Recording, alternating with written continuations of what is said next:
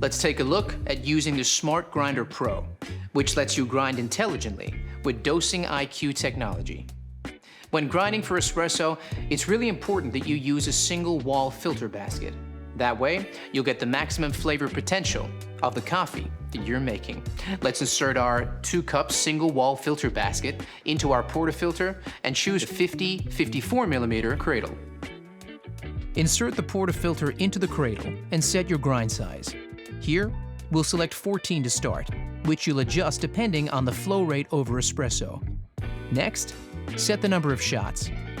For a double cup basket, we'll set this to 2 shots.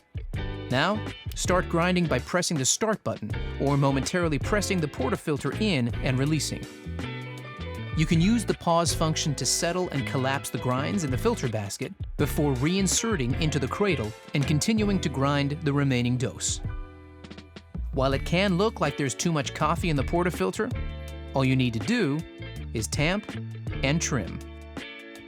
Collapse the grinds into the portafilter before using the tamper and applying firm pressure with a slight twist to finish.